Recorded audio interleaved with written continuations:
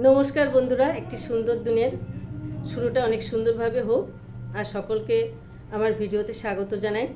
আজকে একটু মনে করলাম তোমাদের সাথে বসি। আর দেখো, আমরা ঘুরতে গেছিলাম, তার ভিডিও দিচ্ছি। আমরা শিটং ঘুরতে গেছিলাম আর বন্দে ভারতে গেছিলাম। সেই বন্দে ভারতে যে নানা অভিজ্ঞতা হয়েছে, সে অভিজ্ঞতা কিছুটা তুলে ধরবো তোমাদের কাছে। আর দেখো, ঘুরতে বেড়াতে যাওয়া মানে অনেক মজা আর অনেক সুন্দর সুন্দর জিনিসের অভিজ্ঞতা সঞ্চয় করা। ট্রেনে যাওয়া মানে নানা রকম ফ্যামিলির লোকের সাথে পরিচয় হওয়া, কে কীভাবে নানা রকম খাবারের সাথে কি বন্দে ভারতে কী খাবার দিচ্ছে, সকালের খাবার কী দিচ্ছে, দুপুরের খাবার কী দিচ্ছে, রাতের খাবার কী দিচ্ছে, এরকম অভিজ্ঞতা সঞ্চয় করা।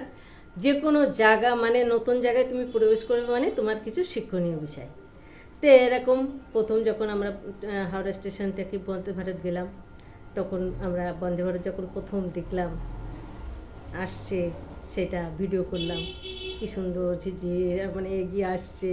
আর ভাবছি যে যে সত্যি একটা গান আছে না, জিসকে লিয়ে করে ইন্তেজার,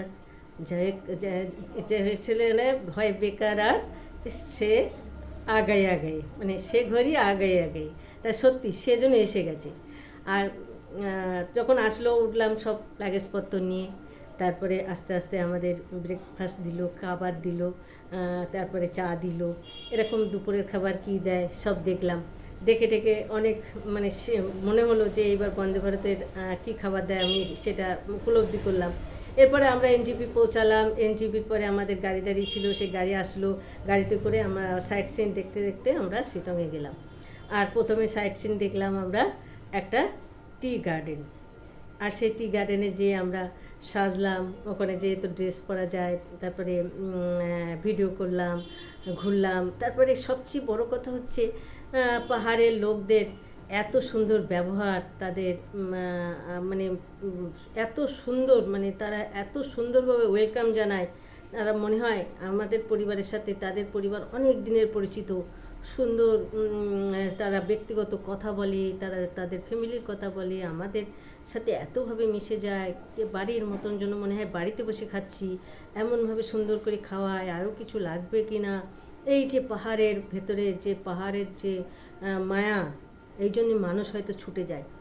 আর পাহাড় মানেই কিন্তু সবুজে ঘেরা, চারিদিকে তিস্তার জল, তারপরে হচ্ছে ঝর্ণা, চা বাগান, তারপরে কাঞ্চনজঙ্ঘা উঁকি মারে, তার ভেতরে দার্জিলিংয়ের সেই টয় ট্রেন হেভি লাগে, বাতাসি আলু। এইসব দেখতে দেখতে মনটা যেন সত্যি মনে হয় যে ঘুরতে আসা মানেই যেন অনেক মজা, অনেক সুন্দর জীবন। আর তাই তোমাদের কাছে বলবো, সময় পেলে কিছুটা সময় নিয়ে হাতে রেখে কদিনের জন্য ঘুরে এসো। মনটা অনেক সুন্দর হবে, উৎফুল্ল হবে।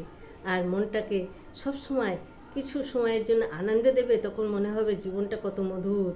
আর তখন যেন বাইরের থেকে আসার পরে অনেক অক্সিজেন নিয়ে বাড়ি ঢোকা, সেখানে মনে হয় যে অনেক দিন পর যেন অনেক অক্সিজেন নিয়ে বাড়ি ঢুকলাম। সেখানে এইবার কাজে মন বসবে খুব সুন্দর। আর তাই তোমাদের কাছে বলবো যে মাঝে মাঝে ঘুরতে বেরিয়ে যাও। আর এরপরে আরও পাহাড়ের নানা রকম গল্প নিয়ে আমি তুলিকা আসবো তোমাদের সাথে প্রতিনিয়ত। আর পাহাড়ের নানা রকম ভিডিও দিচ্ছি, সেই ভিডিওগুলো তোমাদের কেমন লাগছে অবশ্যই কমেন্টে জানিয়ে। আর পরিশেষে বলবো, আমার ভিডিও তোমরা দেখো, ভালো লাগলে অবশ্যই একটি সাবস্ক্রাইব করে পাশে থেকো। আর বেল আইকনটি অবশ্যই বাজিয়ে দিও, তাহলে সবার আগে নোটিফিকেশান তোমার কাছে চলে যাবে।